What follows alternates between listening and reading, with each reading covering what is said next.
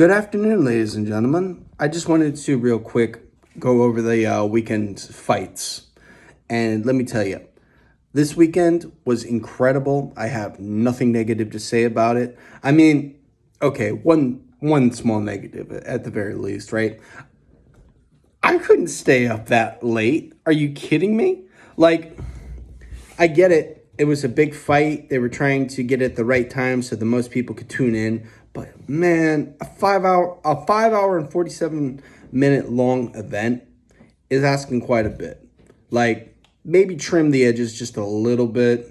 Maybe get the major fights out there by midnight. I don't know. I don't know what the answer could be, but I do know that there were a lot of good fights this weekend, a lot of evenly matched fights this weekend. There was a lot of back and forth fights this weekend. To say the least, it wasn't boring, right? Now you get to the main event with Canelo and Crawford on Saturday night, and yeah, it was a good fight. It was a very good fight. I didn't myself put out a prediction video. I didn't, pick a winner. My exact wordings was Canelo should be the one to win, but if Crawford does it, he's the greatest athlete I have ever seen. And to me, he really is the greatest athlete I have ever seen. Above LeBron, above, anybody, quite honestly, because boxing is the only sport I actually watch. So with that being said, what Crawford has done historically is incredible. The only other person who can lay the same claim as what he did this weekend is Henry Armstrong. Now, the thing about Henry Armstrong that I'm not going to hold Crawford to is that he defended his undisputed championships. He had 3 total. I do believe it was the featherweight, lightweight, welterweight championships, and he got a draw on the middleweight championship, which is insanely impressive. Whereas Terrence Crawford, he's just undisputed in 3 weight categories. It took him a lot longer than it did Henry Armstrong, but again, I can't put that on Crawford because if you know the history like I do, they tried to freeze him out. And even after trying to stop him from being great, he still was able to be greater than everybody else. I mean, you got to give the guy his flowers. It was one of the best performances of his entire career. It may not have had a knockdown or a knockout, but boy, did he get crowned one of the greatest fighters of all time that night. And all I could say is congratulations to Terrence Bud Crawford. It's incredible. It was wonderful this weekend to see history be made once more. I mean, I was starting to get a little worried, I can't lie, because there are a lot of things in boxing these days. There's a lot of trends in boxing these days, I should say, that have me worried. But when you see guys like Terrence Bud Crawford get out there and prove their greatness, when you see guys like inoue get out there and prove their greatness, it brings hope to me personally, which brings me to inoue. Now, it was another fight that I do not believe had any knockdowns or knockouts, but inoue is probably the greatest Japanese athlete I will ever see in my lifetime. Better than any basketball player, baseball player, any kind of athlete you can say comes from Japan. The man is incredible. Why, I was looking through Twitter the other day after his fight, right? And I seen somebody post and say that he has made 26 consecutive title defenses. I went and looked it up, and sure enough, if you were to count his regional belts as the Japanese champion, he would have surpassed Joe Louis in title defenses. Joe Louis historically having 25 title defenses. Now, if you just want to count world championships, he's one away from tying Joe Louis. And I say that to say that the greatness of inoue is more set in stone than people want to believe, right? Because for the longest time, I can remember before he fought MJ Akhmadallah, people were saying that this was the guy he was ducking, that MJ was going to be the one to destroy him.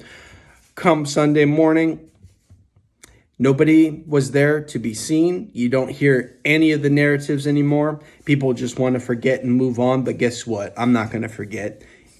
Y'all said that this was a great athlete, the former unified 122-pound champion who was beaten by Marlon Tapales, the same person that Inoue knocked out. We're not. How can you sit there and say that this guy is the biggest threat to Inoue and he just outboxes him so easily, makes him look like an amateur? Like, it was, in my opinion, it's an embarrassing loss for MJ Akhmadalio, quite frankly, because you talked all that smack just to go out there and lay a dud.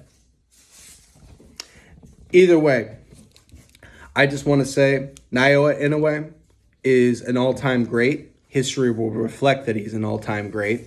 And I would not be surprised if he is christened the greatest Japanese fighter in all of history, because the man is that incredible. And yeah, on a side note, one of the fights I was looking forward to this weekend, the Vargas Jr.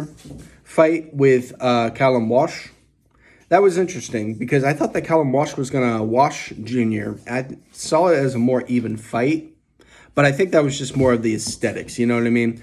Because Vargas Jr. was throwing back, he was trying to make gains, but not enough to overwhelm Callum Walsh and his work rate, because Callum Walsh was throwing a lot more consistently, and he was throwing a lot more frequently. So, you know, that's the only other thing I got to say, but that's just a matter of perspective. Like, I feel like offense is often disregarded sometimes because it's hard to explain really, but when a fighter tries to be more defensive, sometimes a judge will give him credit for that. When a fighter is more offensive, sometimes a judge will give him credit for that. And sometimes in the midst of a battle, we count one thing more than the other. And that's where we get confused ourselves as fans, because we're trying to go through the criteria, but the criteria of things that score a fight mean completely different things to one another.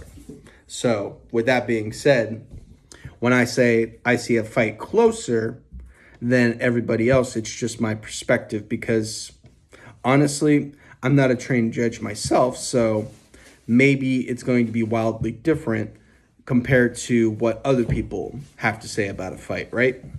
That was one of my major complaints with Conceição versus Oscar Valdez back in the day, is that they ruled it a unanimous decision for Oscar Valdez, but at the end of the day, you couldn't say that Oscar. If you look at the fight itself, actually go back and rewatch it, Robson Conceição really gave Oscar Valdez a fight of his life. I feel like it should have been a split decision. You know, it's neither here nor there. At the end of the day, I'm not going to take the victory away from Valdez. I'm just saying that when you watch a fight, sometimes the way that you score a fight is going to be completely different to the way that the professionals score it. That's all. So, yeah, I just wanted to throw this together real quick because it was a wonderful night of boxing. One night, one morning. I mean, shoot, I love boxing. I will stay up and watch it. I will get up early in the morning to watch it. I'll stay up all night to watch it. At the end of the day, and, you know, I might catch a little slack for this, though. At the end of the day, though, if I'm already partying and I'm enjoying the vibes, sometimes I get a little overboard and I just got to collect my thoughts after the weekend. So that's why you get a video today instead of on Friday, Saturday, or Sunday. I'll try to do better, but, you know, just know, overall, I give this weekend's events an A-, to be honest with you. It wasn't like spectacular or wow, or it had the major wow factor, but it had the wow factor of making history in two sides of the world, right? I believe that both Inoue and Crawford did incredible. They did, I mean, one could argue they did what they were supposed to do, but on the other hand, when you add the caveats that history was made this weekend, then honestly, it was definitely a spectacular weekend in boxing.